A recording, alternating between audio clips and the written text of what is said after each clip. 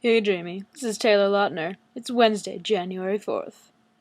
So for some reason today, I decided to start looking through all my old posters that I have, because I know I have this huge folder of hundreds of pages that I've torn out of magazines of just random faces so I could figure I'd use them for facial references for drawings in the future. And I also have this huge drawer of posters, things I'd saved from magazines. I just went through and counted, so I'm going to give you a little bit of the highlights of what I've saved all the years.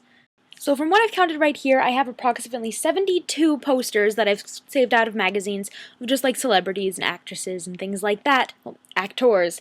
If you look at this, I only actually have posters of 4 girls with 2 Gwen Stefani, 1 Avril Lavigne, 1 Ally and AJ, and 4 Ashley Tisdale. And if you look at the whole number of posters that I have overall, I have a whopping 9 Zac Efron posters here. I've got 6 Johnny Depp.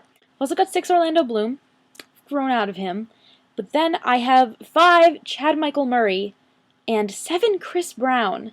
So I think part of what prompted me to go and look through all my posters and all my magazine clippings was that yesterday and sort of this morning I was talking with a friend about, they were just asking questions, and I started thinking about a lot of things that I thought of when I was younger.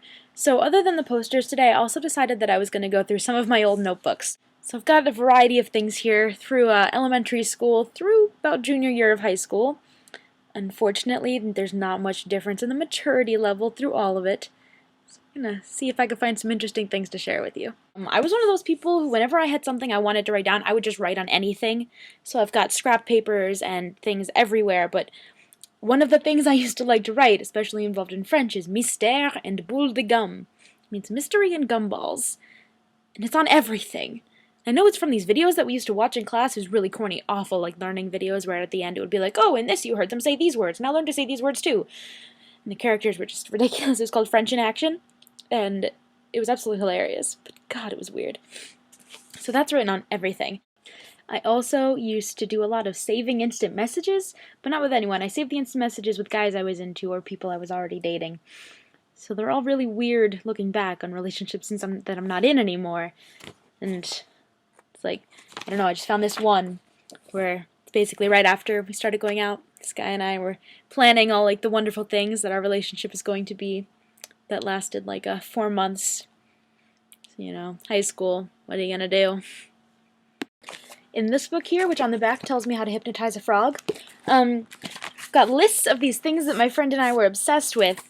They were called Books Never Written, and they were just like little puns of titles and just made up things like such as Food Safety by E. coli and The Squeak-Free Door by Rusty Hinges. Got this list in here. I have absolutely no idea what this list is.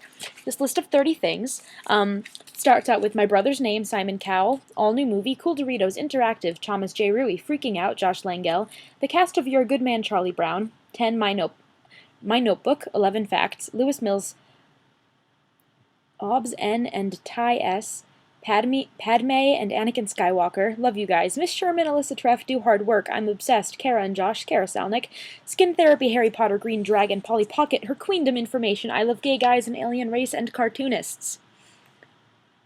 What? For some reason in 8th grade, me and a couple of friends had a thing about anvils.